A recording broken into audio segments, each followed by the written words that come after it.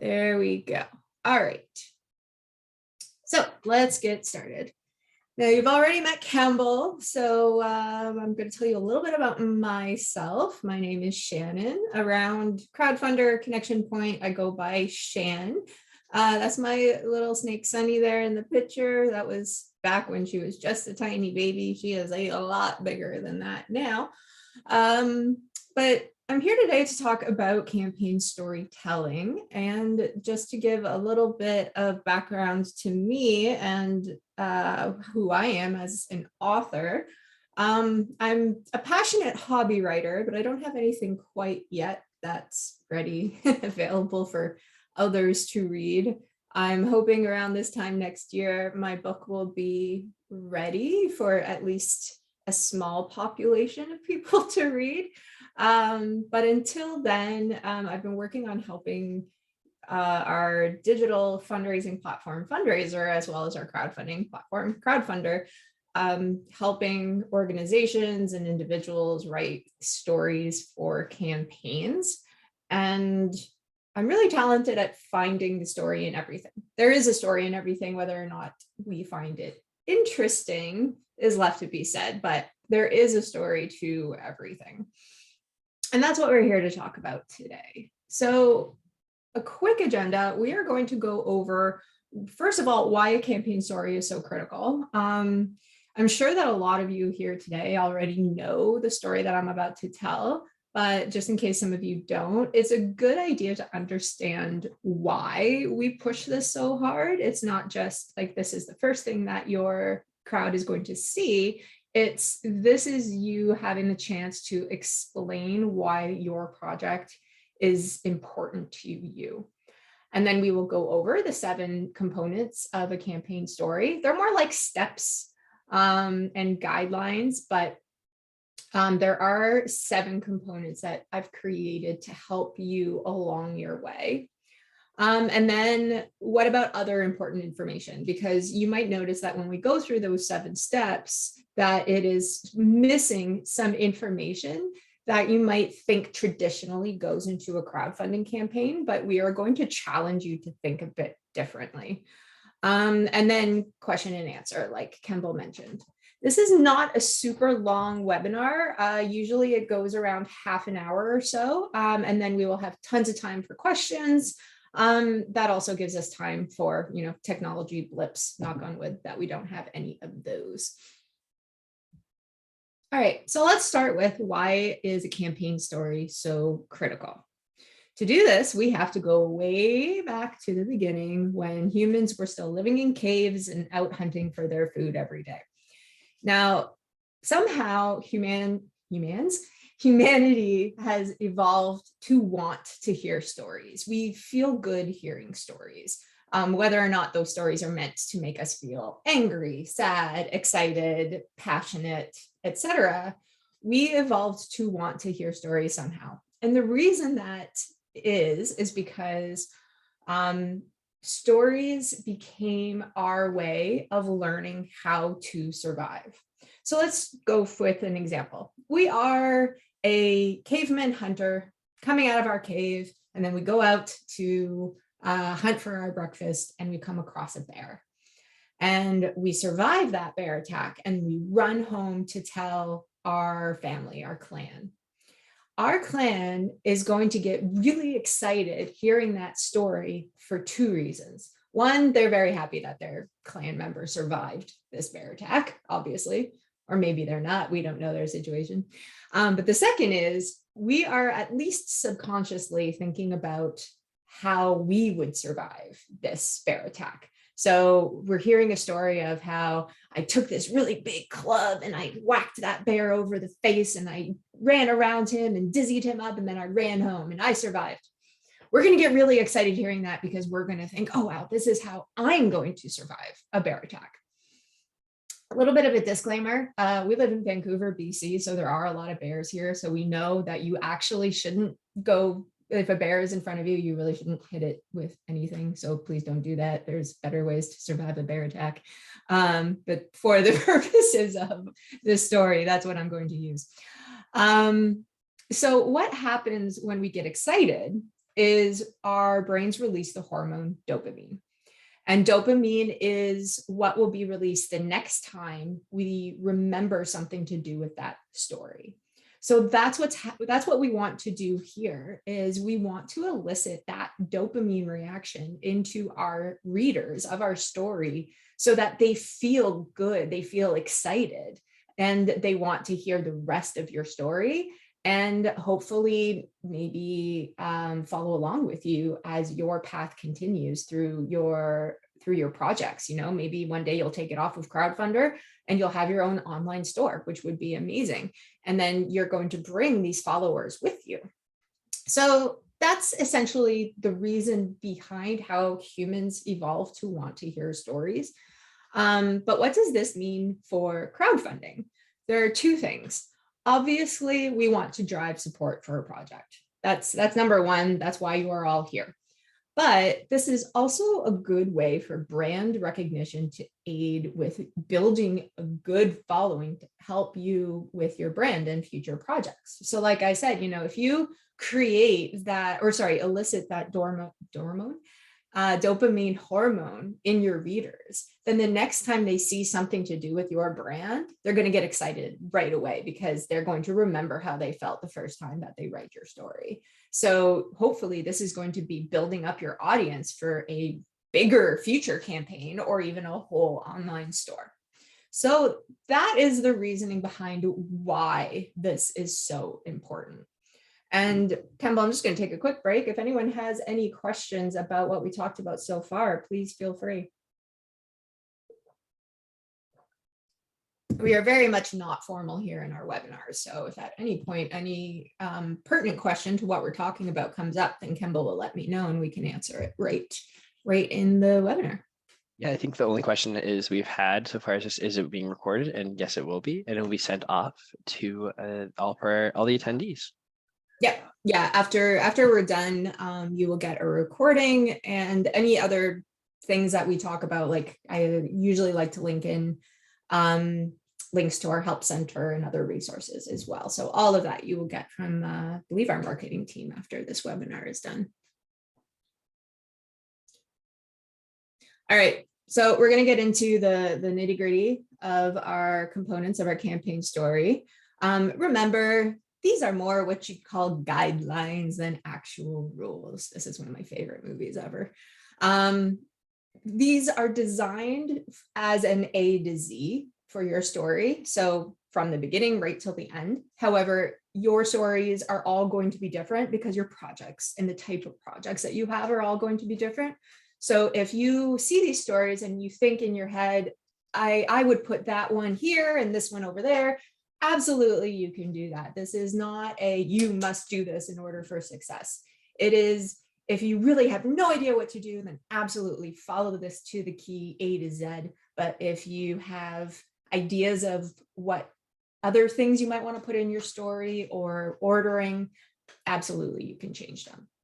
Before, I do have a little asterisk here. Before we get into the 7 components, I want to talk a little bit about themes. When you're writing your story, it's important to keep all of these themes in mind. Trust and transparency, that is very important in crowdfunding because I'm sure you've heard the horror stories of supporters not getting what they expected, not necessarily with creative crowdfunding, but just in general, digital fundraising can have a bit of a bad rep.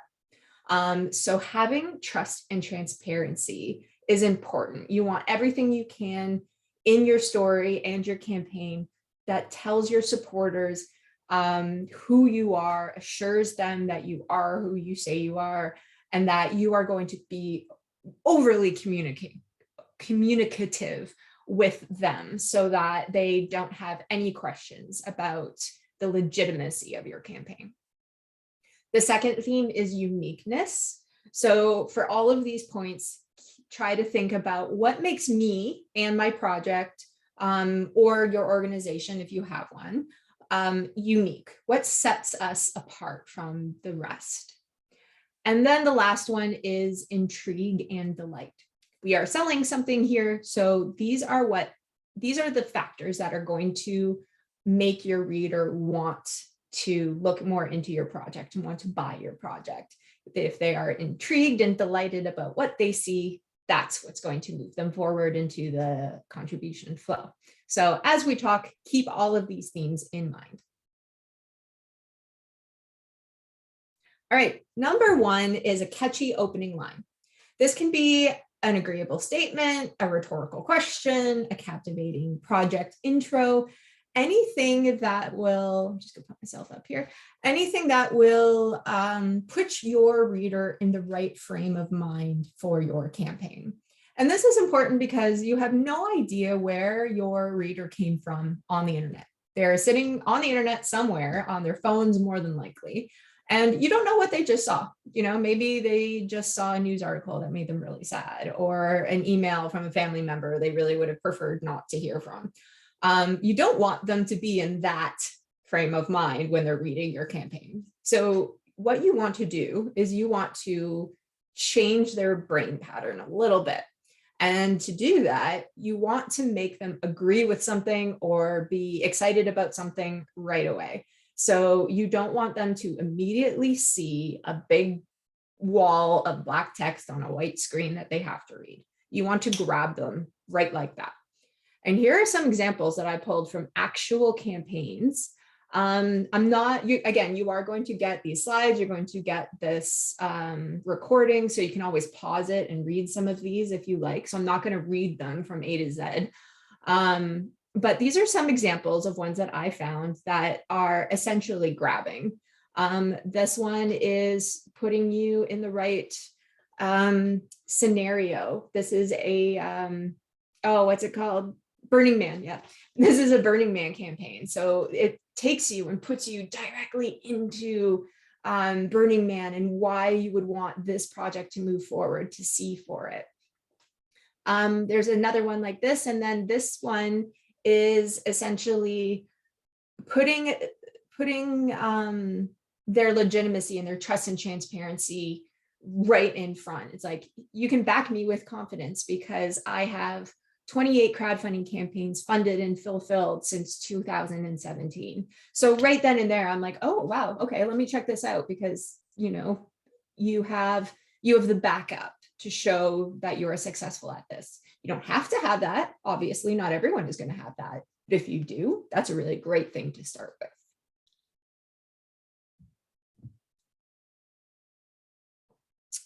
Number two is the background of your story. So what started the idea? Why do you love it?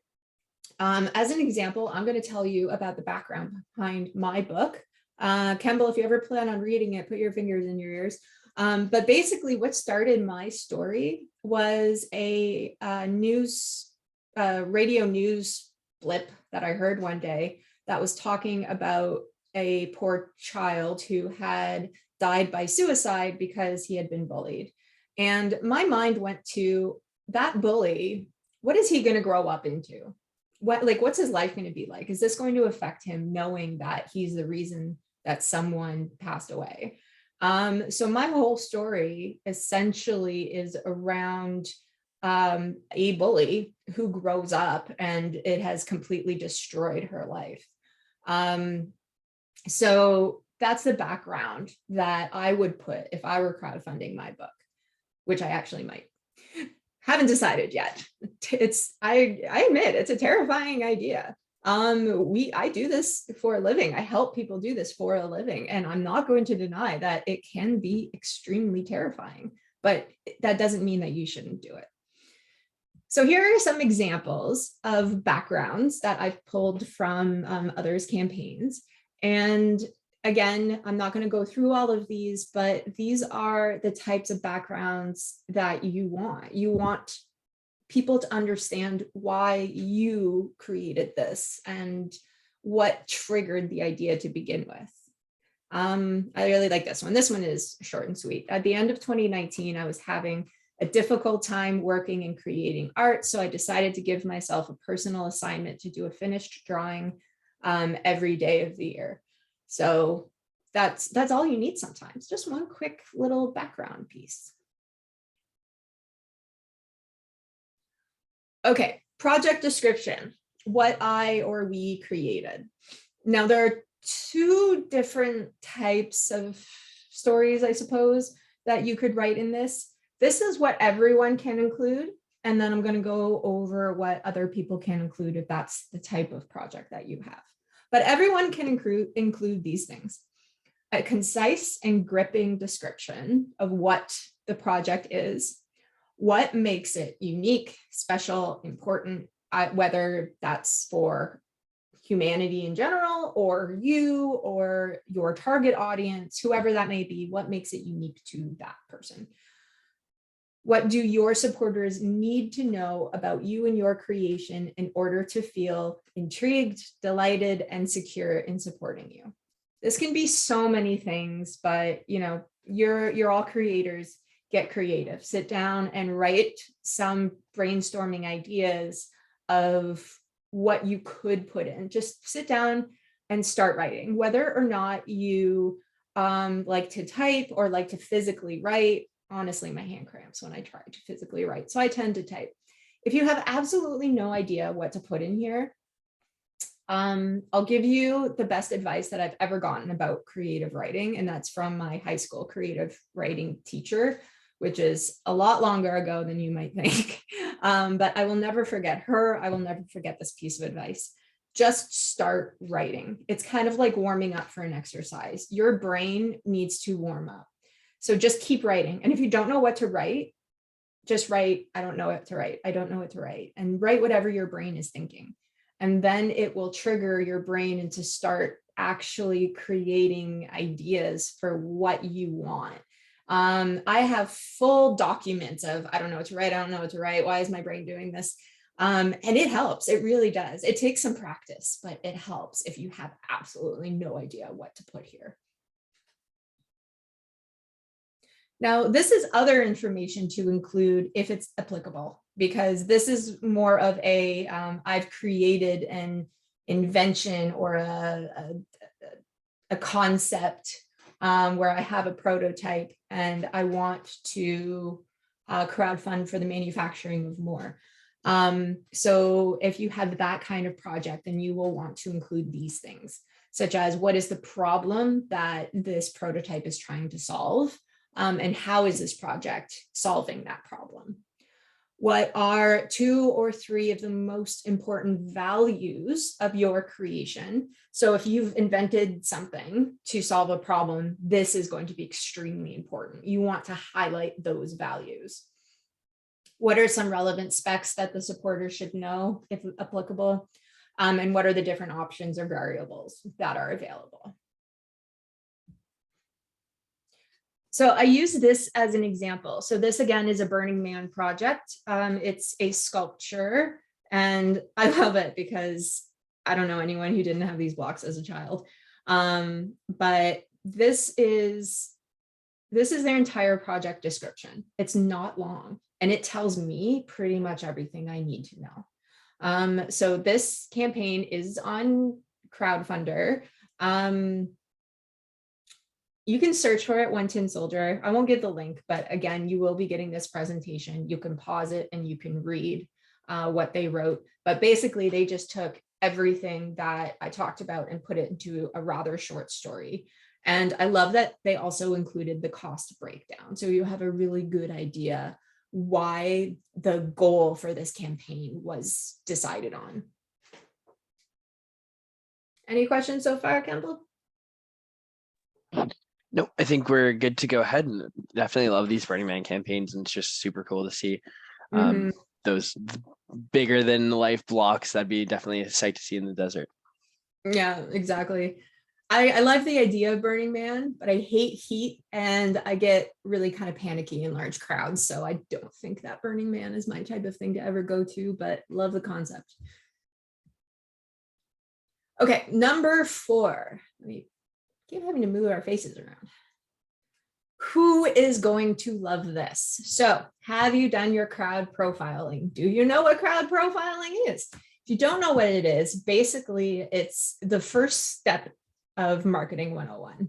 Who are you targeting? Not everyone is going to be interested in what you've created.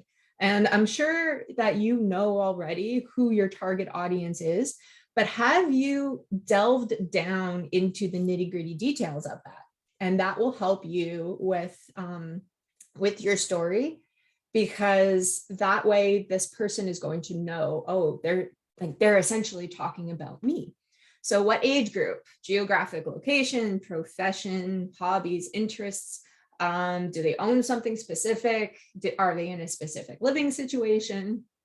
A good example of this is I've bought in projects that are, oh, excuse me, that were on a, well, competitor website that we won't name, but this was before Crowdfundr existed. But I essentially bought a folding kayak because I live with my partner in an 800 square foot condo. Our parking is underground. I have nowhere to put a kayak. And I live in Vancouver. I'm obsessed with the ocean. I love to kayak, but I could never own one because I would have to pay to store it. I wouldn't be able to get it on and off of our vehicle by myself. So I just never wanted to own a kayak.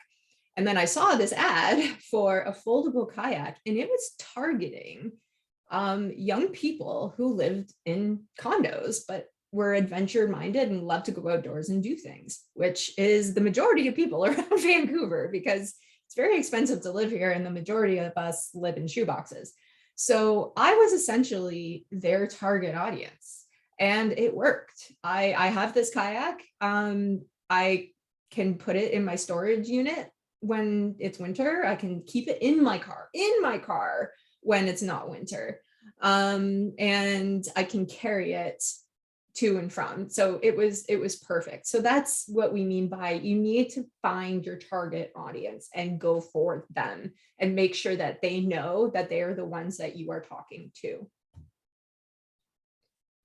So again, these are some examples, and I want you to focus a little bit more on these titles, because having subtitles breaks up your story, makes it easier to read, and makes it easier to find information.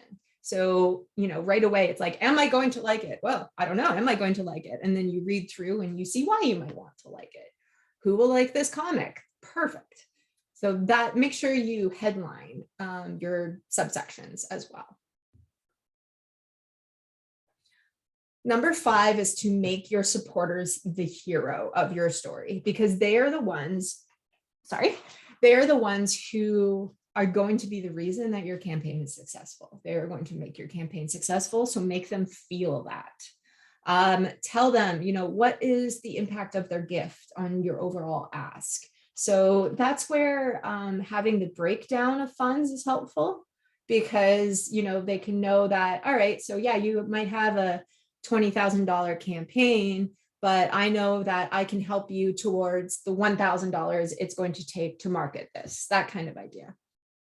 So what are the costs to create? Why did you choose this goal specifically? Can you break it down for the reader? What can they receive in exchange for their contribution? So this is where you would start talking about your reward items and the variables, etc. So again, these are just some ways that creators have decided to outline their gifts. So that one tin soldier with the blocks, these are the gifts that they had. And then if you've seen a Crowdfundr campaign, you know that there are actual widgets that will highlight your rewards more, but it's okay to put them in the story too. I really should have planned this better for where my face was going to be. How about up here? No. We're going to put us down here, Campbell. No one cares about us. That's fine. Oh, and this is another way that a campaign decided to show graphs. If you've never done a pie chart before, don't worry about it. You don't have to get too nitpicky about it. You can easily do a pie chart in Excel. There's probably online free programs that will do it, but visuals are good. Visuals, where you can put a visual in is better than words. So that's why I wanted to highlight this. Okay, number 6. what is going to happen, everything to expect after you hit that magic contribution button, or whatever you change the contribution button to say. Because if you didn't know, you can change what the contribution button says. Again, there are so many things you could include here, but suggestions are, is this an all or nothing or keep it all? This is important because Crowdfundr is one of the first crowdfunding sites to allow a keep it all campaign. So you don't want people to go in and think, oh, they're still $5,000 away from their goal. They're not going to hit it. If it's keep it all campaign, doesn't matter if you hit it. You're going to get the funds and you can send out your reward items right away. So if your reader knows that, it will be beneficial to you. Again, break down what the funds will be used for, what you are using the funds for. Timelines. Estimated timelines are okay. Obviously, there is so much that can happen. Printing, shipping, pandemics. But it's important to be communicative. So right now, what is your timeline? And if that changes for whatever reason, that's what updates are for. And you should update as often as you can, especially if something happens that is going to prevent your reward from going out in that estimated time span. As an example, that Kickstarter campaign, I gave it away, whatever. That Kickstarter campaign, that was the folding kayak that I got, it happened right as COVID came out. So obviously there were so many issues. I didn't get my kayak until a year after I expected to, but I wasn't angry. I wasn't upset because the organization updated us as often as they could with everything that was going on. They even said, we had a horrible time with this one supplier, so we ended up having to fire them. We went at a loss, but that's okay. This is what's going to happen. They sent pictures and videos of their facility shipping and creating and then packaging and then shipping these kayaks. So again, trust and transparency. That is all trust and transparency. What pricing model did you choose and why? So Crowdfundr has 3 pricing models: the simply free, the not free, and the nearly free. Not free is, you don't really have to explain that one because that's the one when you're not asking your supporters for any more. But if you've chosen simply free or nearly free, you might want to explain that, in checkout, you're going to have the option to pay for your fees. Very grateful if you do, completely fine if you don't. Or if you chose simply free, then Crowdfundr as a platform will ask them for an optional tip. So you can tell them that that's what's going to happen. Anything so that they're not shocked by anything and they understand what the pricing model is. Excuse me, are there any risks involved? So again, this is particularly important for all or nothing campaigns where there is a risk that you might not hit your goal, in which case no funds are going to be taken from the pledges. Or, obviously there are manufacturing risks, shipping risks, pandemic risks, knock on wood, we don't have another one of those soon, etc. And any challenges that you might foresee. And again, here is an example. This is the tin soldier example again. I love this one because what they're saying here is, well, we have a video that is going to show you exactly what's going to happen and what it's going to look like and what your money is going towards. But they highlight the fact that they want it to be a surprise. And they did it really well. They withheld information, sure, but they made it intriguing. And that's one of our themes, is you want to intrigue your supporters. So this is a great example of that. And the last is call to action. So this is the simplest part of your story because there's 2 simple calls to action: contribute if you can, and share. Everyone should be sharing your campaign. And this is the one thing that most of our users tend to forget, is asking for the share. This is the basis of crowdfunding, is share, share, share. So remember, at the end, you are not only asking for the contribution to your campaign, you are asking for them to share it out to their communities as well and help spread the word. So, and you can do this in whatever way you want. Contribute, contribute, contribute, share, share, share. Love it. I like this one. So please get drunk before you donate and give whatever you can. Try to be hilarious with it. Like that's what's going to be drawing to your supporters. Like do whatever it takes, get creative, be funny, do whatever you like. But I love this. That made me chuckle. Anything that gives us a chuckle. All right, so quick break to gather your thoughts. You might be thinking, what about background information, Shannon? What about, our company, or what about other projects that we've done? What about this? What about this? What about this? Should I put this in the story? Can you? Yes, it's your story. You do whatever you like. However, keep in mind, we are inundated with information on the internet. The majority of people, well, now I can't say that. I don't know that, but a lot of people don't like to read. So they might not read your entire story. So you don't want it to look like it's super huge with a lot of words that they have to read, because that might turn them off a bit. Even if they do like reading, they might not have time right then and there. So there's tons of other places where you can put other information and link to that information in your story, so that if someone wants that information, it's easy for them to get. So, for example, your organization profile. If you are a creator just starting out and you have a person and you don't have an organization profile, that's okay. This is just one place for information. But if you do have a brand or an organization that you started an organization profile with, this is also a place for information. So you can put your background info, team info. So if you have a team of people working on this, you can have bios on them and link to your user profile. You can put on your mission, your values, and anything else. So this is an example of an organization profile, Field Mouse Press. Again, we're going to give you this recording so you can search for Field Mouse if you like, if you want to go check them out. But this is just, the background of who they are. And you can see that this is Crowdfundr only, but you can see how many campaigns that they've done, all the activity that they've done. You can put whatever you like in your organization profile, link to your websites, etc. And again, your user profile. So every Crowdfundr login has a user profile. So this is where you can put information about yourself. Who are you? And a lot of people will want to know who you are, especially if they're making a bigger investment into you and your brand. You want to let them know who you are.